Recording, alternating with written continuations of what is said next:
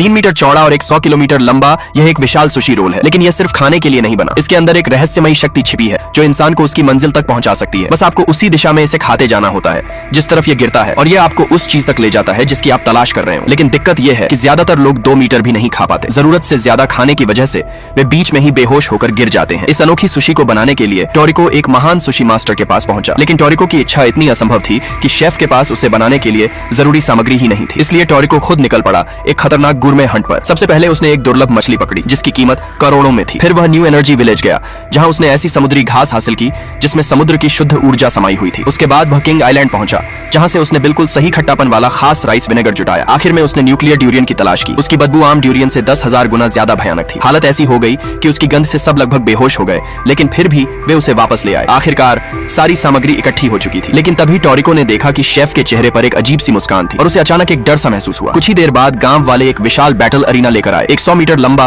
और 50 मीटर चौड़ा। तभी मास्टर शेफ ने मछली का एक विशाल टुकड़ा उठाया और पूरी ताकत से उसे अरीना के बीचों बीच फेंक दिया। फिर वह हवा में ऊंची छलांग लगाकर नीचे गिरा और अपने शरीर के वजन से मछली को दबा दिया। इसके बाद उसने मछली को कंधे पर उछालकर पटकना शुरू कर दिया। ये देखकर वहां मौजूद हर इंसान दंग रह गया, लेकिन असली डरावना हिस्सा अभी बाकी था। शेफ ने अपनी बगलों से मछली को लगातार पीटना शुरू कर दिया जब तक उसका मांस पूरी तरह नरम और मुलायम नहीं हो गया। फिर उसने उसी खतरनाक तरीके से ड्यूरियन और बाकी सामग्री को भी तैयार किया। इंसान और सामग्री के बीच यह भयानक लड़ाई लगातार 3 दिन और 3 रात तक चलती रही। आखिरकार शेफ ने अपनी अरीना स्टाइल डिश पूरी कर दी। वह विशाल सुशी किसी आसमान छूते स्तंभ की तरह खड़ी थी। जैसे ही टोरिको ने अपनी इच्छा मांगी, सुशी कांपने लगी, धीरे धीरे झुकने लगी और फिर अचानक पूरी ताकत के साथ जमीन पर गिर पड़ी। वह इतनी दूर तक फैली कि उसका आखिरी सिरा क्षितिज के पार गायब हो गया। किस्मत से टोरिको दुनिया के सबसे खतरनाक खाने वालों में से एक था। उस सुशी में हर तरह का स्वाद भरा हुआ था, रसदार सॉसेज, बेहतरीन मछली के साथ मिला बैंगन और न्यूक्लियर ड्यूरियन की दम घोंट देने वाली विस्फोटक बदबू। उसका स्वाद इतना जबरदस्त था कि इंसान चक्कर खाकर गिर जाए। लेकिन अजीब बात यह थी कि फिर भी उसे खाते रहने का मन करता था। चाहे कितना भी खाओ, वह कभी बोरिंग नहीं लगती थी। ये किसी स्वर्गीय भोजन जैसा एहसास था। टोरिको और कोमात्सु खाते खाते समय का एहसास ही भूल गए। वे बस लगातार खाते रहे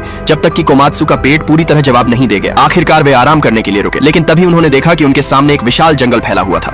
किस्मत से यह फॉर्च्यून टेलिंग सुशी थी। उन्होंने फिर से खाना शुरू किया, लेकिन अचानक टोरिको को कुछ अजीब महसूस हुआ। सुशी आगे से कटी हुई थी और उसके ठीक सामने एक विशाल अंतहीन गड्ढा उनका इंतजार कर रहा था।